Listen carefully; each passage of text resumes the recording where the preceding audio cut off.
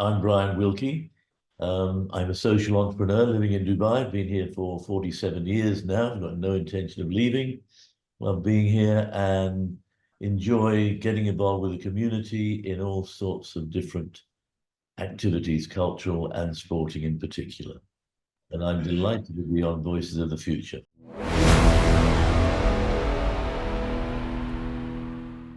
It's really wonderful and absolute privilege to have Brian Wilkie with us, Lord Brian Wilkie, MBE. And like you said, he's been here with us in this region for 47 years. And I dare say I've known him for well over 30 of those 47 years. So we go back a very long way. He is an entrepreneur. He said he's a social entrepreneur, and he's sort of morphed into that. He's built great companies. He has brought in new initiatives in art and culture. He has basically pushed the boundaries to start new things and create new opportunities. And he's always been there to help people build a great social future. And his big current project is as the founder and chairman of EnviroCell, which is a waste management future, and he'll talk about it, a future about circular economy and how all of that comes together. And he invested very early, and I think that's part of what Brian's vision is. And he invested in a project where it was really quite unsexy, and then today it's completely mainstream and dead center of how the world is seeing the whole issue of environment, climate change, sustainability, and so on. Brian, welcome on Voices of the Future, sir. Thank you, Tarek. I hope I did justice to the intro. Yeah, it's fine. More than I expected. But you've obviously been studying up on your subject. Yes, indeed. Brian, as in typical Hollywood, Bollywood style, let's do a little flashback into what little Brian was all about. Was there a moment of insight, inspiration, your parents perhaps, an event in your life that fundamentally started changing and shaping who you have become today? Interesting question. Well, I think the first thing that formed me was that I was actually born in India. My father was British Army, seconded to the Indian Army. Mother was fourth generation, born in India, of English background, and Dad was sent to the southern India to help build the Indian Army Staff College after independence, after partition. So I was born there, moved back to England when I was 4, and obviously a huge shock coming from India to an estate in Reading in Berkshire. And then Dad, a few years later, bought a shop in Portsmouth, and we moved there, and that was, I suppose, where the entrepreneurial side of me came in, because he worked really hard at that. And I saw what you had to do to make a business successful. Sadly, after only 2 years of that, going from a fairly sedentary lifestyle to running a corner shop, he had his first heart attack. And then he had his second 3 years later and died when he was 53 of heart problems, which had always been one reason why I've tried to keep fit all these years. I had a fairly normal childhood in the local schools, but I think there's one thing that marked me out is because of the early traveling, I had a wanderlust right from the beginning. I remember Dad caught me once when I was about 7, cycling miles away across busy roads in the middle of Reading. And I wasn't supposed to go out of our road on my little bike then, but he actually saw me and I got a bit of heck for that. And when I was 12, 13, I used to, at the weekend, I was hitchhiking up to London to see the sights and do various things. And my parents would have been horrified if they'd known about that. But I always wanted to get out, explore the world, see more of the world. I did lots of reading. I really was a bookworm. A lot of it's popular stuff. Read all the Bond books, but also Dawnford Yates, P.G. Wodehouse, people like that, John Buchan, rather than the classics. But enjoyed school. I won't say it's the best days of my life, but certainly it was fine growing up in Portsmouth. But as soon as I was able, which as soon as I left school at 17, after A-levels, I emigrated to Australia. In those days, they had the assisted passage scheme. So I was able to go there. The organization that took me found me a job. I spent the next 2 years very happily as a salesman, doing well. and discovered that I could actually talk to people and sell and make money out of it. And that, I think, was my formative years. Those 2 years in Australia, I grew up very fast, ended up running the sales crews for the company before I got called up for the Australian Army and came back to England. And by that time I was 20. And I think the character I have now was pretty much formed by then. The few words that I've picked up there: adventurer, wanderlust, explorer. Has that been a theme and throughout your life, going out there, doing different things and becoming the entrepreneur, but actually going out and doing things which are unexpected and not quite there yet? Very much so. In business, I've always, if you like, been the first. Since I've had about 7 or 8 businesses, and apart from the first one, which was, I hate to say, a direct rip-off of the company I was working for, I could never do that again now. Apart from that, all the other ones have been first. When I came to Dubai, I set up the first door-to-door sales operation here. We were selling handheld fire extinguishers. We had the first wine bar in Dubai, Wilkie's Wine Bar. The first wine bar in Sharjah, when it was a place to go to for nightlife. And then later on, the first telephone answering service, which is how I met you, of course, Derek. First motorbike messenger company, etc., etc. And then EnviroServe was the first proper recycler here. So I've always believed that if you can do something first and do it well, you can capture that market and keep it to yourself, rather than trying to do something that others are already doing, because then you've got to do it better or usually cheaper. And I don't like going down that route. If you can do something, do it well, charge properly for it, and hopefully you'll make a profit out of it at the end. But it is part of that, I suppose, creative business impulse. Yep. Rather than just wanting to be a copycat all the time. Yeah. Indeed. I mean, it's not so much a copycat, but there's a first mover, which is obviously what you want to be. But the second is a fast follower. And there have been many, many success stories in terms of the first person making all the mistakes and the fast follower taking the market. I dare say, as a futurist and an explorer myself, I have made several mistakes in exactly the same way, where I was 2-3 years ahead of the game. So in my simple head, it was bloody clear. But when it went out there, so when I launched if you remember, my mobile SMS service in 2005, everybody said, why would anybody want to donate using SMS? But in my head, it was so clear. 4 years forward, the tsunami happened in Indonesia, and everybody was donating using SMS. 4 or 5 years later, I set up, the MAD initiative. I restarted that. Again, I was ahead of the game. Today, all of those payment systems and micro donations and stuff like that, that I in my silly little head was pretty clear, is all happening. There's Samsung Pay and then Apple Pay and everybody there. And I was 3, 4, 5 years ahead and suffered because of that. So don't you think sometimes people, explorers like you and I, need to take a step back and say, let somebody else make the mistake and then we'll dive in? Yeah. Well, there's 2 answers to that. I think first is you should learn from your mistakes, which I haven't always done.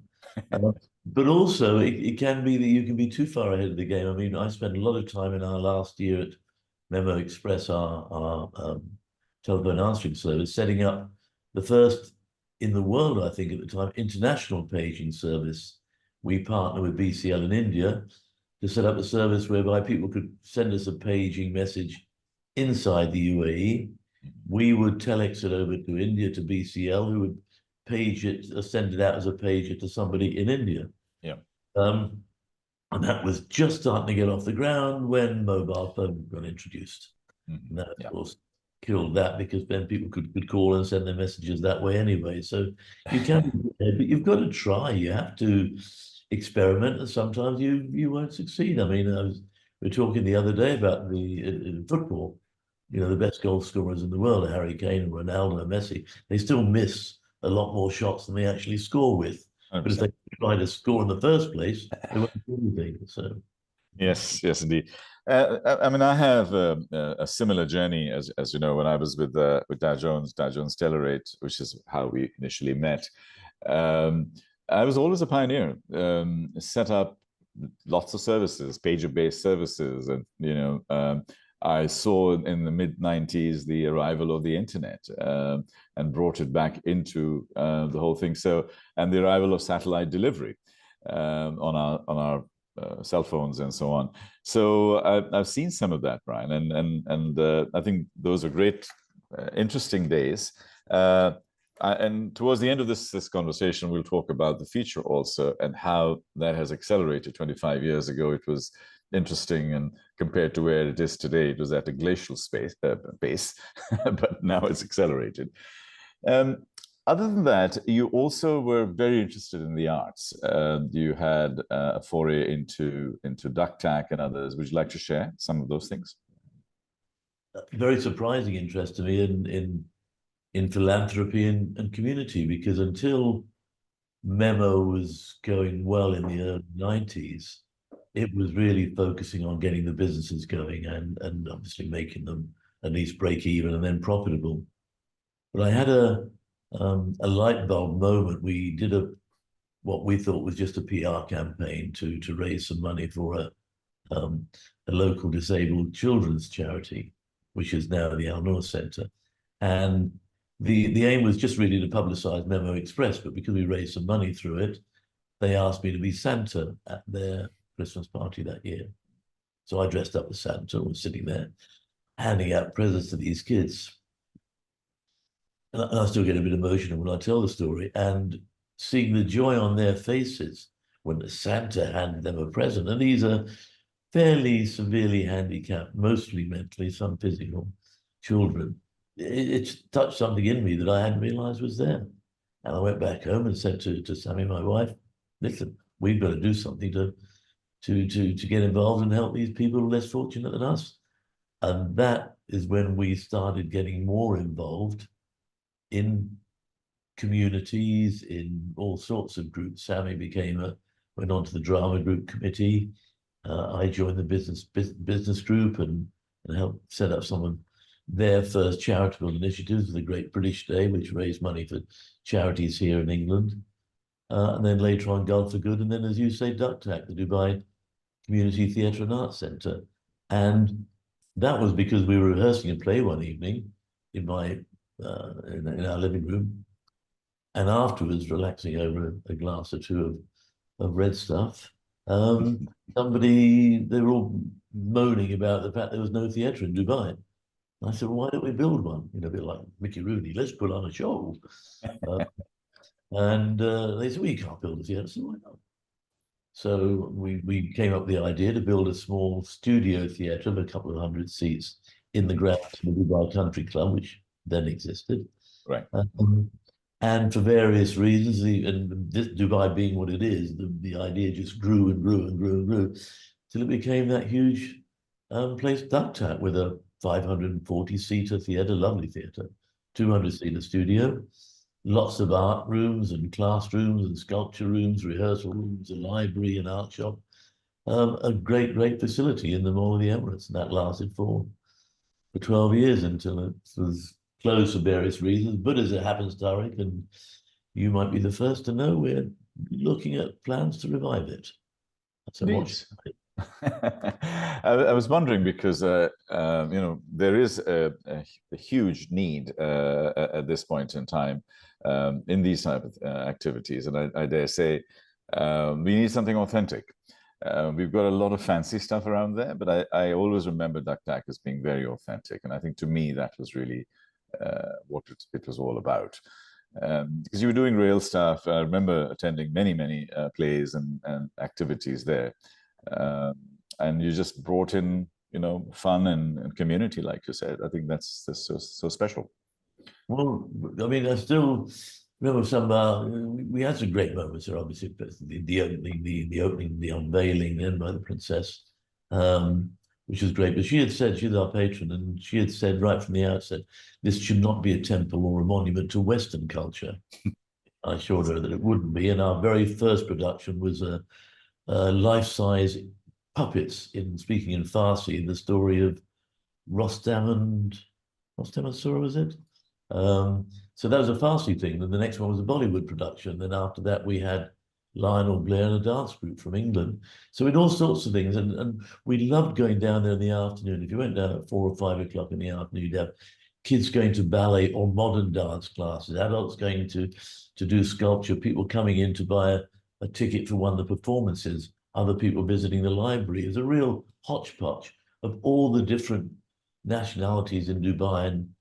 And one of the things that people have said when we started was Dubai Community Theatre and Arts Centre. That's a big, unwieldy title. Take out the word community.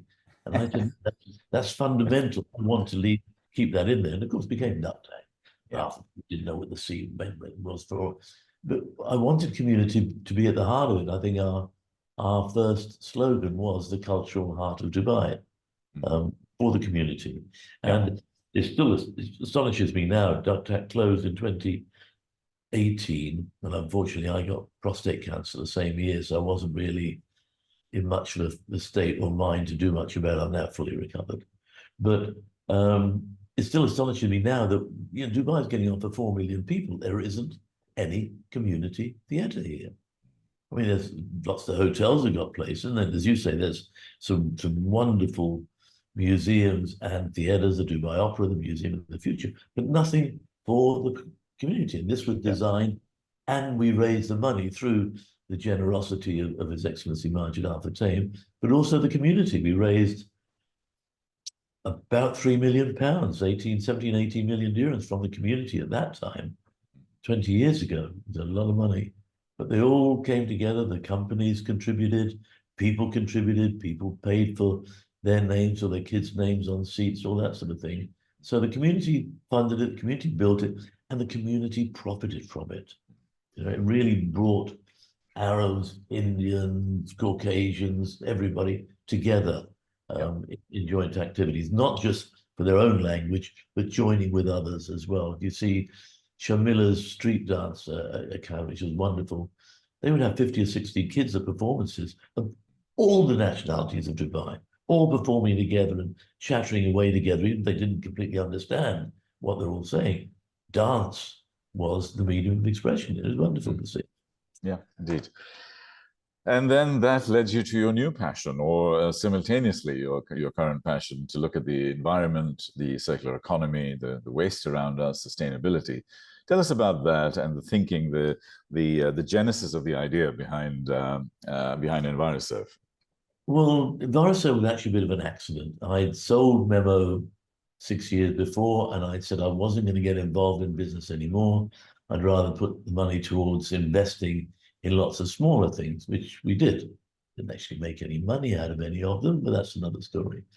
But then an old friend, Stuart Fleming, who had been commercial manager of DHL, which Memo had worked with, approached me, and he asked me if I knew of anybody who might be interested in investing in his new venture, which was to recycle refrigerant gases, air conditioning gases, if you like, because the government had just passed a law saying they shouldn't be vented into the atmosphere because that destroys the ozone layer. So I started thinking about who might be a possibility to invest in him, whether I would be or as a non-active investor. And after talking with Sammy, and I thought, well, hang on, this is something I really am keen on. There's not enough being done to help the environment here. There's no climate change was just being talked about, but it's called global warming then, of course. There was a lot of waste around. The government's waste initiatives had fallen on deaf ears, and the landfill mountains were growing. So I said, okay, well, let's start with this and look at other forms of waste as well. And that's what we did. The air conditioning gases, unfortunately, those laws were never really enforced. They're just starting to be enforced now, I'm happy to say. But we've soon got into recycling mobile phones and then into laptops and other forms of electrical waste. And it took 6 or 7 years to actually get the company into profit. And my original idea was to get in for 4 or 5 years, then exit with a profit.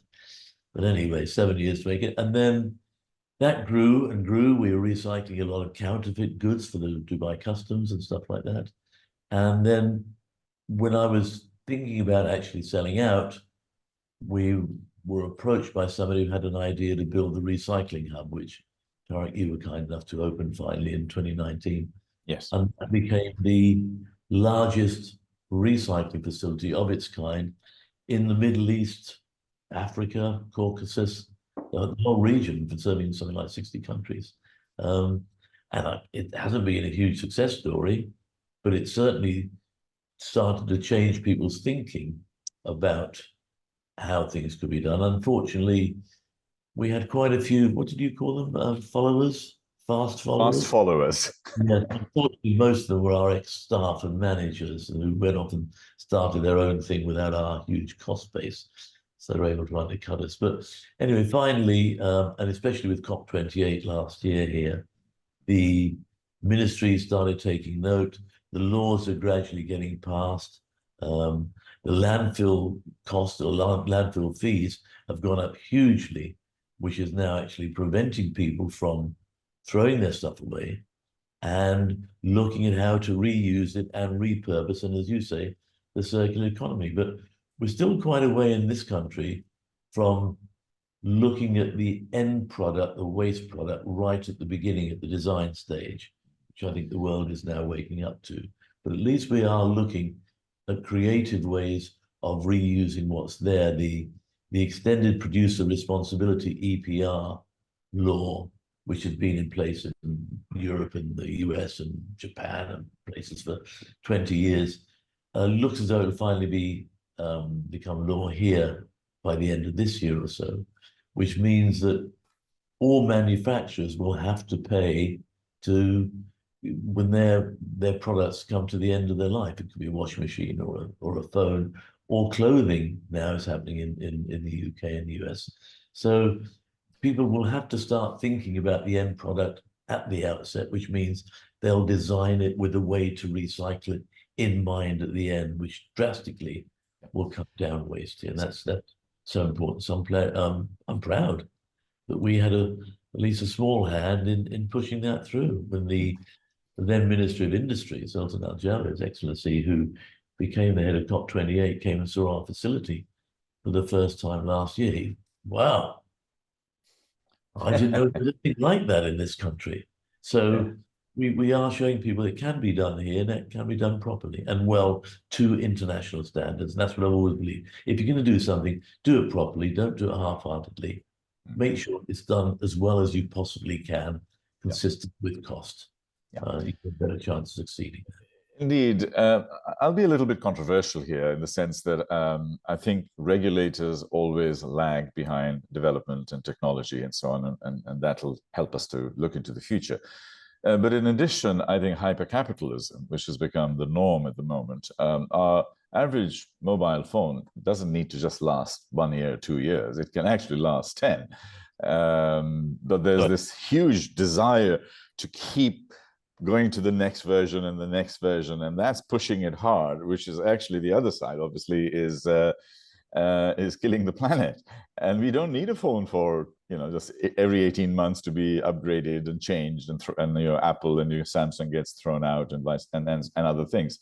So you smile, but I mean, to me, when I see that, I think to myself, I think our whole ethos of social concern of the planet and ourselves, that's a little bit warped.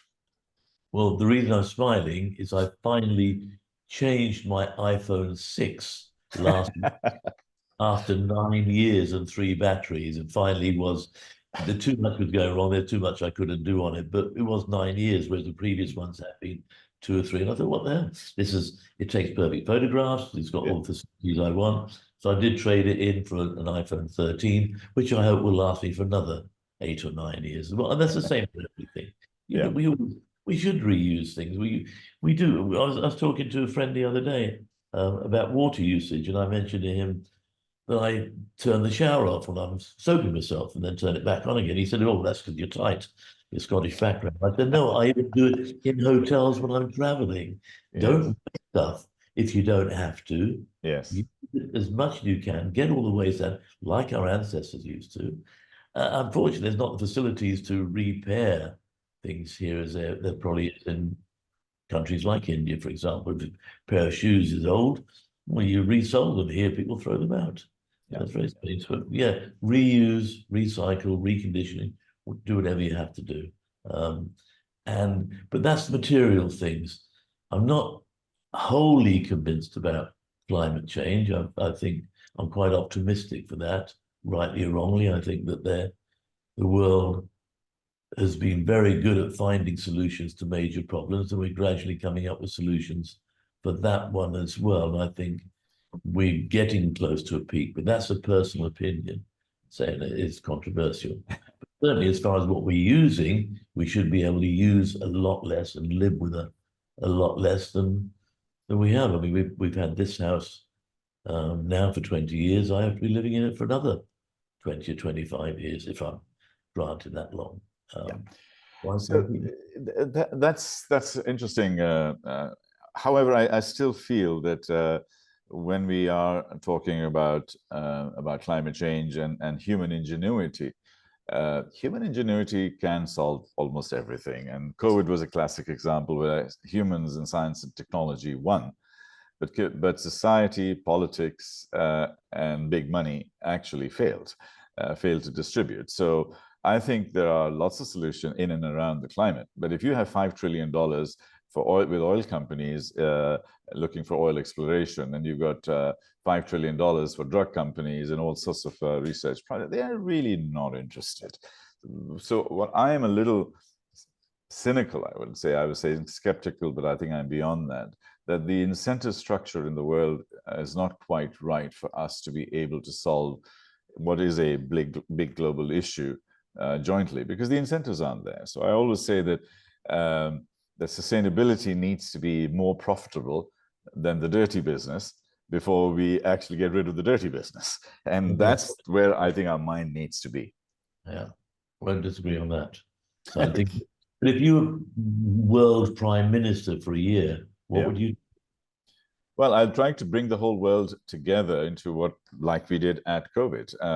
That was a single issue, and everybody had exactly the same issue to address. So I think there has to be a unified form of thinking, a new set of thinking. The institutions that support us today, United Nations, World Bank, IMF, World Health Organizations, and all of these were built over 80 years ago for problems 80 years ago. The problems have shifted, but the institutions are 90% the same. So they need to be shifted. And I think last but not the least is the hypercapitalism of what I would call the oligarchy of the technocrats, the technography. So in other words, there are 10 people in the world who will basically control the world. I think that needs to be broken up.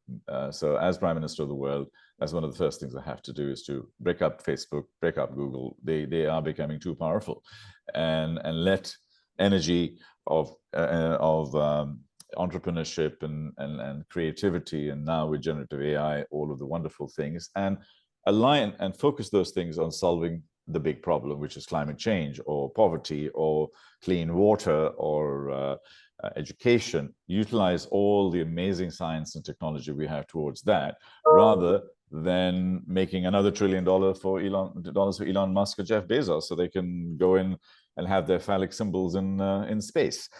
So that's what needs to be changed. There's a couple of interesting points there. I gave a speech last year in Kathmandu to the Pacific Asia Tourism Association, and I wrote my speech. I was quite proud of it, and I told a friend of mine, one of my business partners, about it, and he said, "Oh, okay, what are you going to talk about?" And I told him.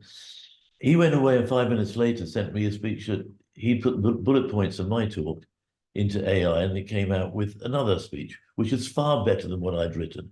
But it also had action points in it generated by AI. And one was, how can tourists actually help philanthropy in the local countries? So I delivered the speech in Kathmandu, went down very well.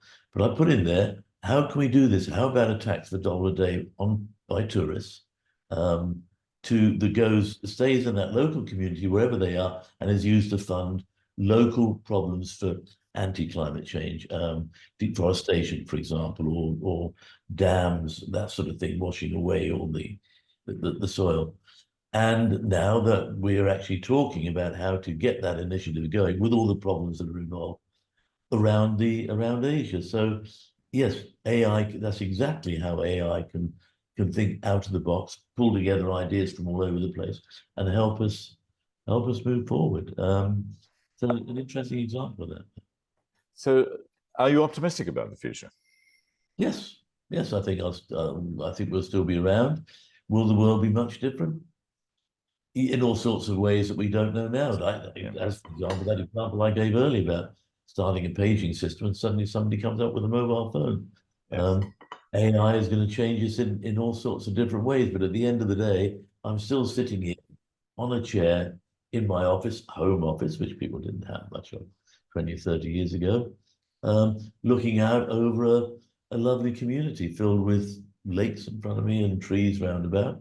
And I think those fundamentals will stay the same. I hope that there will be there will still be inequality. There always has been. There's always been the plutocrats, whether they're the Zuckerbergs and the Bezoses, as you say, or the kings and queens of emperors. And unfortunately, as either Dickens or Mark Twain said, the poor will always be with us, but they should be a lot richer than they are now. So I hope that leveling down and leveling up will happen simultaneously, so that at least every kid around the world will have enough to eat, be fed, be clothed, be sheltered, and get a decent education. Because I don't believe in equality of means, I do believe in equality of opportunity.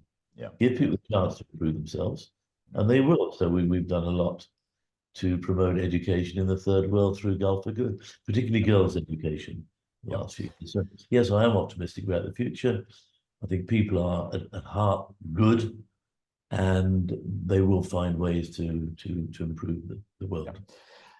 One of the themes I talk about a lot as my part of my future work is techno-colonialism. So Amazon would buy Cyprus, Apple would buy Malta, because they can. They have enough money. They have more money than God. And then they get themselves into Europe, and they can live in a beautiful island in the Mediterranean. So and I think over the next 10 years, you will start seeing things like that it will not be countries taking over countries and annexing countries. It'll actually be technology firms, and therefore we'll have more nations, and there'll be 200 nations that we've got at the moment. We'll have 220, and 10 of them are going to be technology companies. So Malta/Cyprus, so it'll be called, I don't know, Malta/Apple. So it'll be called Alta or something like that. I'm being facetious, but you know exactly where I'm going. Well, as long as Malta doesn't decide it's going to invade its neighbor Sicily, and I think if they're owned by technology companies, there's a lot less chance of that than there is at present. So yeah, that might not necessarily be a bad thing, you know. Indeed, and again, these are some of the newest societal and geopolitical shifts that are going to be there. And again, as a futurist, I talk about that. Brian, another among my sort of penultimate question, and that is that, and I know I'm preaching to the converted here, is that anything that's going to be digital and technological will be, because it'll be 1 million times faster and 1 million times cheaper. We can't avoid that, and we shouldn't. But anything and everything that cannot be digitized, love, harmony, connection, heart, soul, spirit, trust, ethics, imagination, creativity, all of these things will be 1 million times more valuable. And all of your work in art and culture and human connection and community actually builds on that. My question to you is, isn't that where we should be spending way more time in building our more human attributes and skills, as opposed to the techie stuff, because that's going to happen anyway. And our schools are not preparing us for that. I completely agree. I mean, I give excuse me, we give scholarships, sixth form scholarships every year to disadvantaged kids from the community I grew up with, from my old school, actually, in Portsmouth, to the local Portsmouth Grammar School, for that reason, so that the kids do get a chance to think better about their future. I spend a lot of time in the talks that I give them on focusing on the human qualities, on curiosity, on determination, on goals, on dreams, helping other people better. In fact, I'm just reading my own mission, which has been stuck on the side of the filing cabinet next to me for donkey's years. And it says, my mission in life is to help and inspire everyone, including me, to live better, enjoy life more, and succeed on their own terms. Because at the end of the day, those things you talked about, love and understanding and everything else, and charity, come down to people being happier. Yeah. I know Maybe I wealth was and but the happiness is I think the most important of the three. indeed. Actually, I was going to ask you for a message in a bottle. Perhaps we can put that as our message in a bottle for the future generations. So, my final question, Brian, is that let's get together in a time capsule, in a time machine, and go into the future. And we're celebrating your 100th birthday. What do we see? What do you see outside your window right now? And what are we celebrating? Who are we congratulating? And what are we? I'll come and visit you on that beautiful occasion. What are we celebrating, Brian? Interesting. Well, one of my ambitions, and I've said it many times, is the 3 H's: to be healthy and happy at 100. So it's 25 years from now. I'm 75 next month. So hopefully I'll still be around. I'm still fit. I'm doing triathlons. In fact, the next triathlon is next Saturday, even though I had a stent fitted in my heart last Friday. So I intend to be healthy, still intend to be around. I'll be very happy if I'm still living in this house in 25 years' time, surrounded by friends. Yeah. Hopefully patting myself on the back for having got that far. Yeah. Just going to enjoy celebrating with a bottle of something. And celebrating friends and community. And I hope if I'm able to look back on 100 years, I hope I've left the world a little bit of a better place and given some people opportunities they might not otherwise have had to do as well as I have. I've had a good life. I'm health, wealth, and happiness. I'm happily married. I'm comfortably off. Got a great life and a great circle of friends. And I want more of the same for me and for everybody else, including, of course, you and yours, Tariq, as well. So, and I hope the community, obviously, no more war would be very high on the agenda. Yes, yes. We're living through at the moment is horrible. Some of it's caused by greed, some of it's caused by opportunism or lust for power. I don't think those things will ever go away, but hopefully we can minimize the deleterious effects of them. Let's see. Indeed, Brian, and thank you for ending on that note, because peace is a really important feature in my book and in my thinking at this moment in time. And profit and growth is killing the world and the planet as we know it. So that needs to change. So it's people, profit, planet, purpose, and finally, peace. And those are my 5 P's for the future as we look into the future. Brian, it's been an absolute privilege and pleasure. Thank you very much. Thanks for your friendship. Thanks for all of these years that we've, connected and lost connection and come back together. But we're aligned in terms of our values and where we're going into the future. So I'm extremely grateful for that. And I dare say we'll do wonderful things together in the future. Thank you. Thank you very much again.